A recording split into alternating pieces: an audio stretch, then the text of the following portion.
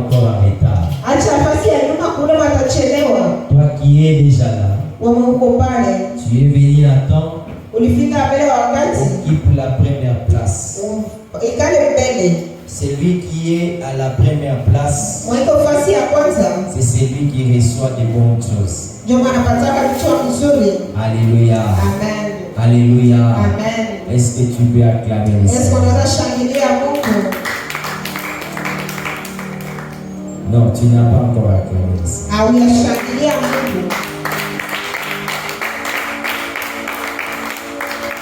Regarde, dans ce moment ici, il y a des gens qui on a coupé les mains. Il était né avec ses mains, mais on a coupé. Il ne peut plus faire un travail. Tu sais, même en acclamant tes mains là, ça peut attirer une délivrance dans ta vie. Dans les choses spirituelles ou dans le monde spirituel, chaque geste compte. C'est pour cela que tu vas voir les sorciers ou une personne qui veut maudire ou ensorceler ou envoûter une personne. Ils ont des gestes qu'ils font. On va voir une personne en train de faire. Il sait que s'il le fait, dans le monde spirituel, c'est un acte qu'il pose. C'est pour cela, lorsque tu es à l'église, lorsque tu es devant Dieu, on te dit mets-toi à genoux, mets-toi. On te dit lève-toi, lève-toi. On te dit pousse les cris, pousse les cris. On te dit acclame, acclame. Parce que ce que tu fais, ça peut déclencher des choses dans ta vie. Si les gens du monde des ténèbres, ils ont compris ça. Lorsque les sorciers viennent dans ta maison, ils viennent pour ensorceler. Ils viennent, ils font derrière comme ça. Ils croient que lorsqu'ils font ça, ça peut produire des effets. Et toi, enfant de Dieu, lorsque tu es à l'église, il ne faut pas être déconnecté. Est-ce que tu peux me dire un amen? Est-ce que tu peux me donner un amen puissant? Est-ce que tu peux me donner un amen vivifiant? Est-ce que tu peux me donner un amen d'une personne que Dieu va visiter ce matin? J'ai besoin des gens que Dieu va toucher ce matin. Ce sont eux qui vont me donner l'amen.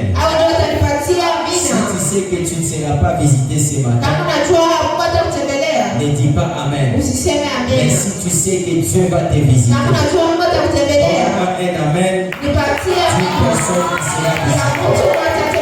Une personne que Dieu a amené son colis ce matin. Je sais que tu ne sortiras pas comme tu es venu. Alléluia. Amen. Anagonja kichwa anagonja. Unagonja. Wewe uko na kanisa unafanya.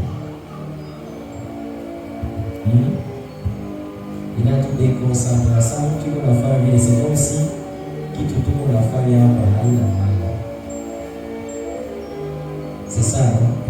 J'ai mal parlé. Il faut être concentré à l'église. Alléluia. Amen. Moi, c'est le pasteur Serge. Par Par la grâce de Dieu, je suis pasteur. Je suis marié avec une seule femme de sexe féminin. Ah oui. Et aujourd'hui, il y a des gens qui se marient, mais avec des sexes masculins. Les hommes avec un homme. Même des serviteurs de Dieu, ils le font. Aisha geuka mwanamke ndio naona anayalisha kanisa na magari kuna voyage ndio nasema pastor yetu yeye. Okay, pastor mwanamke. Pastor Bibi. Alléluia. Amen. Moi, je suis marié d'une femme de sexe féminin. Nimefanya ndoa na mwanamke. Je suis père des enfants. Niko baba wa watoto.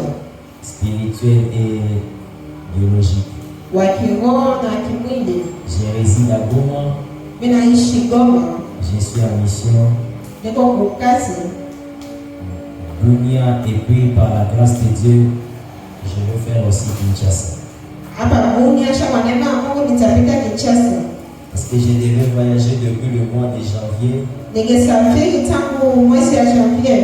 Mais à cause de la guerre, ça nous a bloqués parce que le 29, je devais quitter Goma, mais le 27, la guerre a commencé. On était là bloqués et par la grâce de Dieu, il m'a ouvert le chemin. Je vais faire ce voyage. Tungevoyager le 29 na le 27 vite kaanza vita tu nifunga nisivoyager. Je suis ici. Niko hapa. Et à Goma, par la grâce de Dieu, on a une église ou une vision que Dieu nous a choisi comme ses serviteurs. Afin que nous puissions amener le peuple de Dieu à la vision qu'il nous a donnée. Notre communauté s'appelle EVRR, donc Église Vision Réunion de la Restauration. Amen. Alléluia. Amen. Et Dieu nous a donné cette vision, il nous a appelés dans l'alliance de la restauration.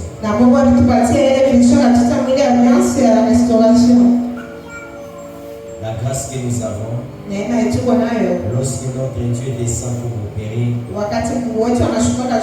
il vient pour restaurer les vies. Alléluia. Amen. Et cette restauration se passe dans 3 dimensions. La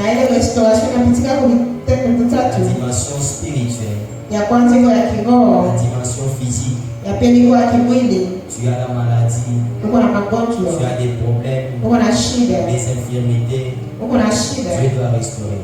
Et il y a aussi la restauration dans la dimension sociale parce que nous devons bien vivre. Alléluia. Amen. Nous croyons Dieu de miracle.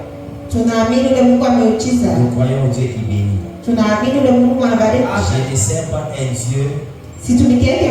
Hier j'étais pauvre. Aujourd'hui je suis pauvre. Et demain je reste pauvre. Notre Dieu n'est pas comme ça. C'est pour cela dans cette alliance qu'il nous a appelés, il nous a promis la richesse. Et nous croyons à ça. Pierre a posé la question à Jésus. Parce que lorsque Pierre suivait Jésus, il a décidé de suivre Jésus. Pierre avait ses activités qu'il faisait. Comme toi aussi, il y a une chose que tu es en train de faire. Il y a un travail que tu es en train de faire. Il y a une relation que tu avais, ça t'a donné de l'argent. À cause de ces dieux, tu as dit de laisser. Tu as décidé d'abandonner. Mais tu ne suis pas Dieu pour souffrir. Tu suis Dieu pour qu'il change ta vie. Et on a posé la question à Jésus. Maintenant nous avons tout abandonné pour te suivre. Toi qui as dit que tu n'as pas de lien avec ta tête. Nous avons décidé de te suivre. Qu'est-ce que nous allons gagner? Ah, c'est une question très intelligente. Maintenant, toi tu suis Jésus pourquoi? Tu es à l'église. Il y a des gens qui ne savent pas pourquoi ils sont à l'église. Si tu es à l'église, parce que tu es enfant de Dieu, tu as reçu Christ dans ta vie. Si où nous nous réunissons, nous, les enfants de Dieu, c'est ici nous venons préparer le ciel. Parce que le premier objectif de l'église, c'est préparer le ciel avec le peuple de Dieu. Alléluia. Ou préparer le peuple de Dieu pour le ciel. Ce n'est pas un endroit de business. C'est pour cela Jésus dans le temple, lorsqu'il est entré, Il a vu des gens vendre des pigeons, vendre des animaux, faire des changes. Il a tout renversé. Aujourd'hui, il y a l'église. Bon, nous les hommes de Dieu, nous avons fait l'église comme un endroit de business. Premier objectif de l'église, c'est préparer le peuple de Dieu contre de l'époux. Alléluia. Amen. Et la deuxième dimension, comme dit dans l'évangile de Matthieu, cherchez premièrement le royaume des cieux, pour vous sera donné par-dessus. Tu connais que tu as un problème. Tu connais que tu as une maladie. Tu connais que tu souffres. Tu connais que tu as un problème de travail. Lorsque tu viens chez lui, il transforme d'abord la dimension spirituelle et il transforme aussi la dimension sociale. Donc Dieu bénit. Est-ce que tu crois au Dieu qui bénit? Est-ce que tu crois au Dieu de miracle? Est-ce que tu crois au Dieu qui peut changer la situation? Si toi tu ne crois pas c'est Dieu, moi je crois c'est Dieu. Et aujourd'hui je suis piéton. Demain je serai véhiculé. Aujourd'hui je suis locataire. Demain je serai bailleur. Aujourd'hui je suis chômeur. Demain je serai travailleur. C'est vrai que Dieu qui peut le faire. Si les gens marchent chez les féticheurs, ils croient que le Dieu des féticheurs peut donner ceux qui sont en train de chercher. Nous aussi nous venons vers Dieu. Nous croyons que Dieu doit nous donner ce qu'on cherche. Alléluia. Je ne sais pas qu'est-ce que tu cherches. Dieu donne le mariage. Parce que si toi tu ne crois pas, moi-même je me suis marié dans le Seigneur. Si toi tu ne crois pas, j'ai vu les gens se marier dans le Seigneur. J'ai vu les gens être des pauvres. Et Dieu a ramassé ces gens. La parole de Dieu que nous lisons dans le livre de 1 Samuel, ce n'est pas seulement une histoire, ce ne sont pas seulement des lettres, mais c'est une vie. Parce que derrière chaque parole, il y a un esprit qui est derrière la parole. Lorsque nous lisons la parole de Dieu, la Bible dit dans 1 Samuel, le chapitre 2, le verset 7, qu'il ramasse de la poussière un pauvre. Il y a un esprit de ramassage. Il y a un esprit de ramassage dans ce passage. Il élève un indigène du fumier. Il y a un esprit d'élévation. Il élève un indigène. Il élève celui qui est rejeté. Et il le fait asseoir avec les grands. Il y a un esprit qui fait asseoir. Il y a un esprit qui fait asseoir. S'il n'y avait pas cet esprit, les gens n'allaient pas prier. Les gens n'allaient pas chercher Dieu. Les gens n'allaient pas être derrière les féticheurs. Si les gens vont chez les féticheurs, parce qu'ils croient qu'il y a un esprit chez les féticheurs qui peut me donner cet homme, qui peut me donner ces mariages, qui peut me donner ce travail. Ah, nous avons un esprit supérieur. Un esprit supérieur aux esprits supérieurs des féticheurs. Un esprit supérieur au-dessus des esprits des diables. C'est l'esprit de Dieu. Lui, il donne l'original. Il ne donne pas la photocopie. Parce que lorsque le diable te donne, il te donne avec la main gauche, il garde la main droite. La main droite a des surprises. Mais lorsque notre Dieu nous donne, il donne la main droite. Là où il y a sa puissance, là où il y a sa force. Et la main gauche est là pour nous amener de gloire en gloire, de prospérité en prospérité. Est-ce que tu peux me donner une main? Est-ce que tu peux me donner une main? Je suis venu bénir une personne ce matin. Le Dieu qui m'a envoyé, il n'est pas envoyé pour te laisser dans cette situation. Je suis venu élever une personne. Ah, je suis venu élever la vie d'une personne.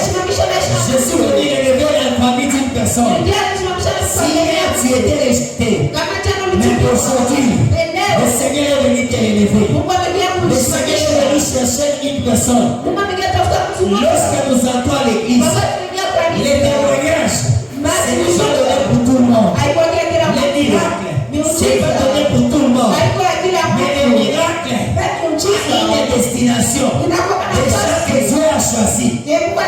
que Dieu a sélectionné. Je ne connais pas si cette personne est là. Si il était là, il allait me donner un amen. Parce que lorsque tu donnes un amen, le ciel est en train de s'ouvrir. Lorsque tu me donnes un amen, les ennemis sont en train de trembler. Parce que c'est un amen. C'est ainsi. Et c'est que moi je déclare. Je ne déclare pas une malédiction. Je ne déclare pas une faiblesse. Mais je suis venu déclarer une bénédiction. Je suis venu déclarer une élévation. Je suis venu déclarer une prospérité. Je suis venu déclarer une délivrance. Je suis venu déclarer une personne que tu es en train de ramasser de la poussière. Si tu es là, tu vas me donner la main. Si tu es là, tu vas pousser la main. Si tu es là, tu vas me pousser la main. Si j'étais encore moi, allez avoir des mamans qui allaient se lever avec des mouchoirs. Parce qu'ils savent que si la nuit, il y a des sorciers qui ont prononcé des paroles de malédiction. Mais ce matin, il est dans l'église parce que Dieu a envoyé ses serviteurs. Et comme dit la Bible, l'Éternel dit à Moïse, voici comment tu béniras mon peuple. Moi aussi le Seigneur me dit, voici comment tu béniras mon peuple. Je vais te santé, je vais te mains, je vais te projet, je vais ta maison, je vais te santé, je vais te projet, je vais te conseil, je vais tes affaires, je vais tes enfants. Si hier, les enfants échoués, mais je dis maintenant, je libère une option de la réussite. Je libère une option de la réussite. Si hier, tes affaires étaient stagnées, aujourd'hui il y a une vitesse qui entre. Aujourd'hui il y a une vitesse qui entre. Aujourd'hui il y a une vitesse qui entre. Parce que le Dieu de la foi, le Dieu de la foi, il est là ce matin. Il est là ce matin. Si l'Éternel guérit, il ne guérit pas seulement dans la santé, mais il guérit aussi les affaires. Si les affaires ne marchent pas, si tes voyages ne marchent pas, c'est parce qu'il y a une maladie. C'est pour cela le Dieu de la foi, il est venu pour guérir ce matin. Il va guérir ton mari là qui boit de l'alcool, qui ne veut pas laisser l'alcool ce matin. Il est venu pour le guérir. Il est venu guérir tes mains. Lorsque tu fais les affaires, mais les affaires ne marchent pas. Les affaires n'avancent pas. Ce matin, il est venu guérir les affaires. Lorsque tu diras Seigneur, lorsque tu vas aller le matin, tu vas pour vendre. Tu verras comme les choses vont aller. Tu verras cette semaine une différence. Parce que je sais c'est Dieu. Je connais ce Dieu. Il est le Dieu qui donne le nom à ceux qui n'ont pas de nom. Il est le Dieu qui change l'histoire à ceux qui n'ont pas d'histoire. Il est le Dieu. Dans une famille, il n'y a pas de nom. Lui donne le nom. Dans une famille, il n'y a pas un roi. Mais lui, il a un roi. Ce Dieu-là est merveilleux. Ce Dieu-là est merveilleux. Ce Dieu-là est merveilleux. Est-ce que les gens sont là? Les gens que Dieu m'a envoyés pour les demander. Est-ce que tu es là ce matin? Les mamans de Kisangani savent. Lorsque l'homme de Dieu proclame, lorsque l'homme de Dieu libère, c'est différent des sorciers. Regarde dans ta famille, il y a eu une personne. Un bon matin, il s'est élevé. Il commence à maudire les gens. Il commence à dire des choses. Dans cette famille, les gens ne vont pas se marier. Dans cette famille, les gens ne vont pas travailler. Dans cette famille, les gens ne vont pas être n'auront pas la bonne santé. Il y a eu des gens qui se sont élevés comme ça. Et cela s'est fait pendant des années. Et je sais que vous avez vu ça pendant des années. Ce matin, le Seigneur a envoyé une personne pour changer les choses. Je suis pas venu dans le tête des problèmes. fatigué. Je suis dans la colère. Je suis grillé. Parce que ta vie ne marche pas. Parce que ta santé ne marche pas. Parce que ton mariage ne marche pas. C'est pour cela, moi, j'ai accepté Jésus. J'ai trouvé ma jeunesse. Je suis fatigué. Je vois mes vies déjà sombrer. Je suis fatigué. Je vois mes vies déjà souffrir. J'ai trouvé ma jeunesse. Pour que les yeux de la jeunesse puissent changer la vie des gens. Puissent changer la vie des gens. Est-ce que tu es là ce matin? Est-ce que tu es là ce matin? Tu peux me donner un amen. Une personne qui a la victoire ce matin. La Bible dit, Dieu a dit à Josué, voici Jéricho. Je t'ai livré. Mais Jéricho était barricadé. Ce qui avait fait tomber le mur de Jéricho, ce n'était pas les marteaux, ce n'était pas les bombes, ce n'était pas les mitraillettes, ce n'était pas les chars.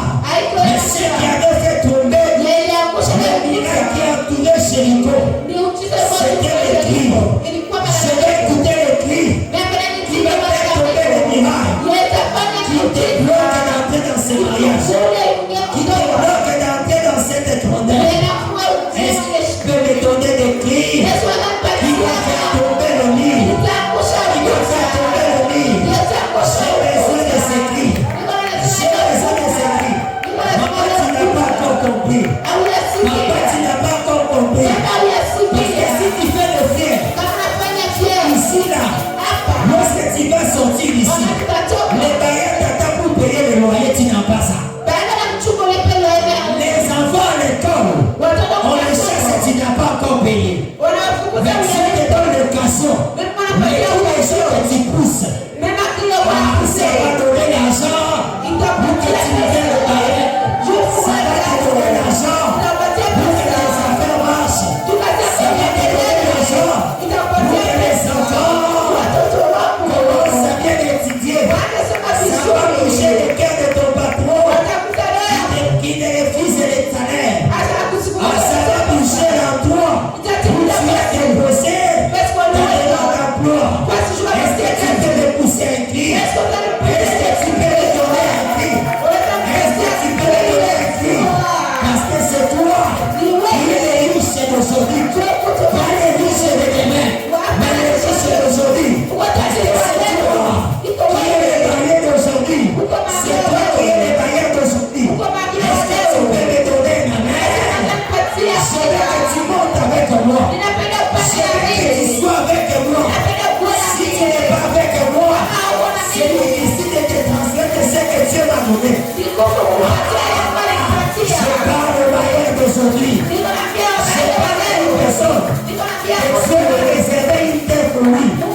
Mais tu étais locataire. Mais tu n'arrivais pas à acheter les parcelles. Aujourd'hui, Dieu m'a réservé une terre. Abraham était encore chez ses parents. Mais lorsqu'il a rencontré le Seigneur, le Seigneur a dit à Abraham, partout tous ces pays, je te les donnerai et à ta postérité. C'est dans le terre. Je prie, c'est Dieu. Je demande, c'est Dieu. Je parle de ce Dieu qui donne à une personne la parcelle. Tu auras la parcelle miraculeuse. Tu auras la parcelle miraculeuse. Tu auras la parcelle miraculeuse. La parcelle miraculeuse. Ne te pose pas de questions comment. Parce que le Dieu qui connaît la terre de ton débouille, il connaît ta vie qu'il a réservée pour toi. Alléluia. La personne est là où je suis en train de résigner. Cette personne, lorsque j'étais ici en 2013, il était locataire. Il était un agent de sécurité. Il était là à Wakol. Dépasser l'hôpital d'Antenne. Regardez la ville de Bounia de 2013. Quand je suis arrivé chez lui, j'ai prié. Je lui disais, tu seras riche. Demain, ta vie ne sera pas comme ça. Mais aujourd'hui, je suis arrivé encore après des années. Il est devenu propriétaire des parcelles. Pas une parcelle, mais propriétaire des parcelles. Moi-même, j'étais étonné d'arriver chez lui. Il a quitté encore le ménage, il est vers Kanyasi, juste à côté de l'aéroport là. Il les parcelles avec une grande maison. Il me montre encore à côté là-bas, pasteur, regarde, j'ai encore une autre parcelle là-bas. Et on est venu me proposer après payer 9 000, mais j'ai refusé. Il me dit encore, j'ai encore une autre parcelle de l'autre côté ici. J'avais acheté ça à 16 000. Si tu as fait pour lui, il peut aussi le faire pour toi. Il peut aussi le faire pour toi. Les personnes, le problème, ce n'est pas seulement accueillir l'homme de Dieu chez toi. Mais le plus grand problème, c'est de croire au Dieu de l'homme de Dieu. Alléluia. Amen. Alléluia. Amen. Il faut croire au Dieu de l'homme de Dieu. La femme Synamite, elle voyait l'homme de Dieu en train de passer. Elle a dit non, je vais commencer à inviter cet homme dans ma maison. Lorsqu'elle a commencé à inviter cet homme dans sa maison, elle a dit non, je ne vais pas m'arrêter à l'inviter manger. Mais je vais bâtir une chambre haute pour lui. Et lorsqu'il a bâti une chambre haute, cette femme était renommée. Cette femme avait de l'argent. Cette femme avait fait beaucoup des années dans la stérilité. Ce que tu cherches, c'est entre les dieux des hommes de Dieu. Alléluia. Ce que tu cherches, c'est entre les dieux des hommes de Dieu. C'est seulement les dieux des hommes de Dieu entrent dans ta maison. Il changera ta situation. Il changera ton histoire. Il changera ta vie. Si Dieu a changé Mounia, et vous l'avez déjà laissé en 2015. Ce n'est pas des Mounia que j'ai trouvé en 2025. Si Dieu a changé Mounia, Dieu changera aussi ta vie. Dieu changera aussi tes affaires. Dieu changera ta situation. La situation que tu as, ce n'est pas le premier problème à écouter aux oreilles de Dieu. Ton sujet que tu pries là, c'est que tu veux que Dieu puisse changer. Il y a une autre personne que Dieu a répondu hier avec le même sujet. Il y a une autre qui témoigne aujourd'hui, il a vu la main de Dieu avec ce même sujet. Avec le même sujet avec l'autre. Il est fera aussi avec toi. Il est fera aussi avec toi. Il est fera aussi avec toi. Il est fera aussi avec toi. Je vois les jours qui viennent. Cette église est remplie. Cette église est remplie. Ne regardez pas la situation d'aujourd'hui. Toi qui es venu, accepte les dieux de cet homme. J'ai connu cet homme à travers ma femme. Parce qu'ils étaient ensemble avec ma femme dans une même église. Et ma femme a toujours témoigné. C'est un homme qui craint le Seigneur. C'est un homme de prière. Bien aimé, être pasteur, ce n'est pas parler français. Être pasteur, ce n'est pas porter école pastorale. Être pasteur, c'est avoir la vie en toi. Si ce n'était pas ça, Pierre et Jean, lorsqu'ils étaient arrivés devant le paralytique, ils allaient lui montrer l'école pastorale. Ils allaient donner à cet homme les versets bibliques. Mais ceci. Non, ils ont dit, nous n'avons rien. Mais Pierre a dit, ce qui est en moi, ce qui est en moi, je te le donne. Cet homme, il a écouté les paroles. Il a vu des hommes de Dieu passer devant lui. Parce que cet homme, là où il était, c'était à l'entrée du temple. Il était différent comme pasteur. Différents passages. Mais ce qui était différent, Pierre et Jean, c'était Christ qu'ils avaient. C'était Jésus qu'ils avaient en lui. C'est ce Jésus-là qui a transmis à cet homme. On a vu que cet homme, il avait écouté déjà des choses. Mais il avait besoin de ces choses-là. Que ses pieds puissent avoir de la vie.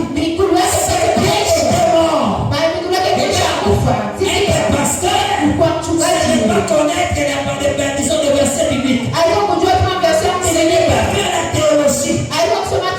Mais c'est avoir la vie que tu vas transmettre. C'est comment a une vie. Si tu crois son Dieu, ce Dieu-là va te guérir. Il va guérir la spiritualité. Il va guérir aussi ton social. Je connais les dieux que les hommes des dieux croient. Ce n'est pas facile avec cette jeunesse. Tu vois une personne abandonner tout. Il dit que je sers le Seigneur. Il peut aller voir comme toi tu vois là peut-être. Il peut aller faire l'impudicité comme les autres. Parce qu'avec cette jeunesse c'est facile de résister face au monde d'aujourd'hui. Le monde nous réclame. Et nous sommes réclamés de Dieu. Quand tu vois un homme de Dieu, il consacre sa jeunesse. Il craint le Seigneur. À moins qu'il ne puisse pas craindre le Seigneur, mais je sais qu'il craint le Seigneur. Si il craint le Seigneur, il t'amène Dieu. Attache-toi. Attache-toi. J'ai vu des gens de vie changer. J'ai prié pour une personne ici. C'était une sœur, paix à son âme, elle est déjà décédée. Une sœur qui restait vers Rambouillet là-bas. Elle était la comptable de la province. Bon, les gens peuvent le connaître aussi. C'est une femme, Mounoulou comme ça, maman Fanny. Elle était vers Rambouillet là-bas. Lorsque je l'ai rencontrée, elle n'avait pas de position. Elle avait des matricules, même, on avait même bloqué ses matricules. Les matricules, on avait bloqué même. Mais lorsque le Seigneur m'a fait rencontrer avec elle, j'ai prié pour lui. J'ai lui dit, le Seigneur va t'élever. Et le Seigneur a commencé à l'élever. Elle a crié au Dieu des hommes de Dieu. Lorsque j'étais ici, elle s'occupait de moi pendant ma mission ici. Je ne manquais pas à manger.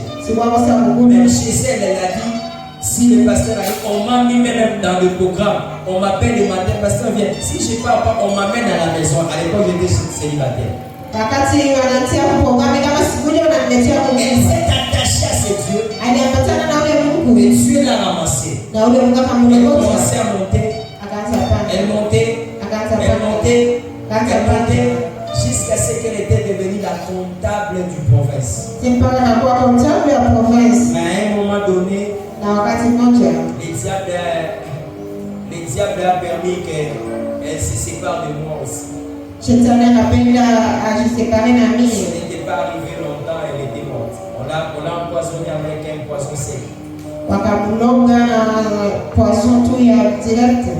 Je t'ai dit, il y a un Dieu qui opère. Il y a un Dieu qui agit. Il y a un Dieu qui change les vies. Si tu ne crois pas, je vais t'amener à croire. Moi-même, je suis le prodige de miracles. Mie peke niko tendo wa miujiza. Que Dieu te bénisse. Mungu akubariki. Est-ce que tu peux me donner un amen? Est-ce que unaweza kupatia neno?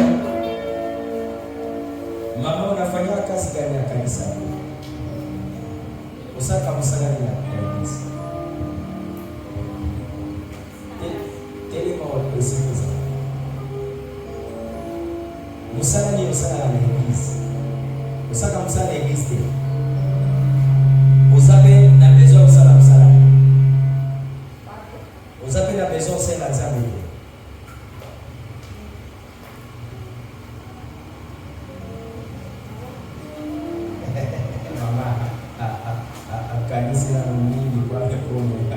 Maman, vous avez besoin de ça. Vous avez besoin pour le bâtir pour nous flatter. Vous avez l'église. Só que o pai anda para lá, o pai vai para a igreja, todo serviço, sim, usando a pessoa sem razão. E logo de isso, o Jesus cantar sem razão.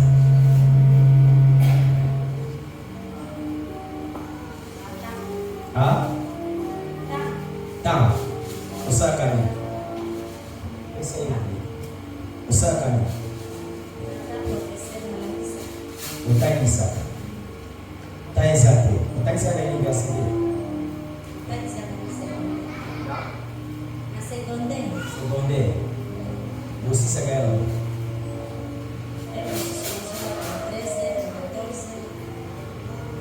14 anos, 15 bandar, 15 bandar.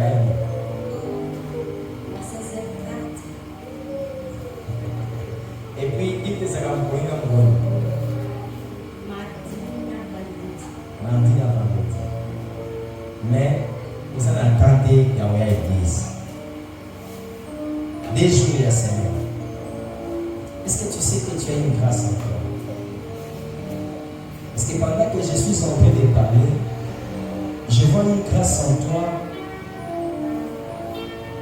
en train de servir le Seigneur. Et lorsque tu entres dans l'œuvre de Dieu, où tu sers le Seigneur, lorsque tu sers le Seigneur, c'est là que ta bénédiction est cachée. Tu ne peux pas être comme tu es là. Mais si tu décides à t'élever, tu entres dans l'œuvre de Dieu, Dieu va changer ton histoire. Parce que tu es appelé à des grandes bénédictions. Parce que ta bénédiction est une bénédiction de l'église. Tu es dans l'œuvre de Dieu. Si tu entres dans l'œuvre de Dieu, tu commences à servir le Seigneur. Là, le Seigneur va commencer à te faire pleuvoir la pluie de bénédiction. Surtout dans le domaine financier. Je te vois vraiment être béni. Je ne sais pas, tu faisais des affaires auparavant. Tu n'as jamais fait des affaires. Parce que je suis en train de voir même une chose comme les business, des affaires. Et je vois des boutiques. Je vois vraiment des projets. Je vois des boutiques devant toi. Et apparaître devant toi. Et le Seigneur me dit, il est appelé dans des grandes bénédictions. Mais cette bénédiction, tu ne le vivras pas en état en dehors. Tu dois entrer dans le bas. Et là, le Seigneur va commencer à te bénir. Là, le Seigneur va commencer à t'élever. En dehors de ton travail, Dieu est capable de te donner d'autres choses. Et c'est pour cela que je vois des affaires, je vois même des boutiques, des grandes choses qui apparaissent devant toi. Et le jour que tu prendras décision d'entrer dans l'œuvre de Dieu, comme avec ton cœur, c'est là que tu verras des choses se stabiliser. Parce que jusque-là, les choses ne sont pas stables. Mais le jour que tu entreras, tu verras même les choses vont se stabiliser. Et là, le Seigneur va commencer à te bénir. Prie beaucoup pour cette maman. Cette maman au cœur. Elle est une bénédiction pour cette église. Les jours qui viennent ici, peut-être que je ne serai pas. Je peux le voir même sur Facebook. Je peux le voir même sur WhatsApp. La vie de cette maman va changer. C'est une personne qui a une grâce financière. Beaucoup de combats et de l'instabilité. Le Seigneur me dit, elle doit entrer dans l'œuvre. Ne fais pas parce que Dieu doit te bénir. Fais-le parce que tu es enfant de Dieu. Et tu es appelé à servir le Seigneur. Et je te vois même dans les histoires des mamans comme ça. Donne-toi dans le Seigneur. Et tu verras ta vie. Moi j'ai cette grâce. Le Seigneur me rencontre avec des personnes qui n'ont pas de position. Le vendredi, j'étais ici, j'ai donné mon témoignage. J'ai prié pour une personne. Il est l'actuel ministre national. L'actuel ministre national du tourisme national. J'ai prié pour lui. Il était dans un moment très difficile. Et c'est ce que Dieu me dit. Est-ce que tu payes bien tes livres? Est-ce qu'on n'arrive pas à manger à combien? C'est la guerre. Pas de cochille. Maman, le secret d'élévation. Oui. C'est la médecine. Il faut manger à combien? Le secret de même moi comme tu me vois là. J'ai pas de dîmes. J'ai pas seulement les dîmes de l'église. D'ailleurs, l'église n'a pas encore commencé à produire. Les dîmes en moi. Il y a même des enfants qui me paient des dîmes. J'enlève la dîme des dîmes, je donne à mon père. J'ai vu la main de Dieu. J'ai vu Dieu combattre pour moi. Parfois je ne sors pas. Je suis chez moi. Mais je gagne l'argent. Parce que le Seigneur connaît. Dans ce qu'il me donne, il a sa part. Alléluia. Amen. Maman, à partir d'aujourd'hui, il faut $100. Il faut chaque $. Il peut $200. Il peut $50. Il peut $20. Quand on a un salaire, il y a tout chacun de ces mamans. Pour qu'on a bloqué ma monnaie, ça. Les jours qui viennent, même ta santé n'est pas comme ça. Vous comment la balance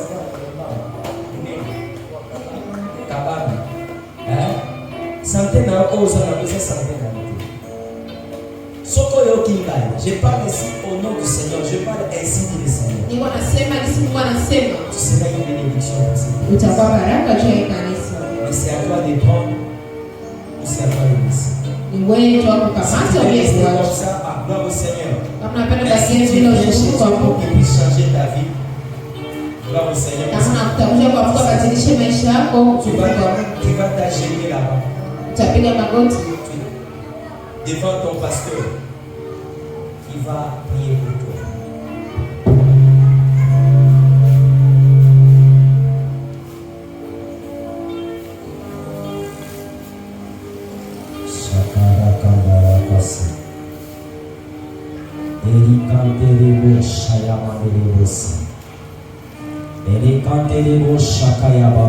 Relève Seigneur sa vie. Relève son vraie identité. Le vraie identité de la richesse qui est cachée. Relève ça maintenant. Relève ça maintenant. Relève ça maintenant. Révèle ça maintenant. Rakasaya baba saka mandele kantele busha. Eri kantele kaya mandele busha kaya baba. Eri kantele kasaya baba sekere kante. Ayi kantele busha ya baba se. Eri kaya baba saka ya mandele buse. Seigneur, cette église a besoin de soutien. Cette église a besoin de gens. Les gens qui vont soutenir cette église, ce ne sont pas les gens qui vont venir de l'extérieur. Mais c'est ici. Commence à relever. Commence à relever. Commence à relever. Commence à relever. Commence à relever. Commence à relever. Commence à relever. Commence à relever. Au nom de Jésus. Sois béni, maman. Maman, on a skill. À partir à l'heure. Tu as voulu partir. On a skill. Eh? T'as dit? On a si mal à papa t'a sili. On a dit pas. Eh? Unaona batu liko naenda kwa mfumo hivi. Kama mtu mweko kabuchafu, iko na kanyumba kuchafu, sana analomba ngombe. Pale na papa mimi si aombaki. Ni Yesu sema kwa. Mimi nasema njoo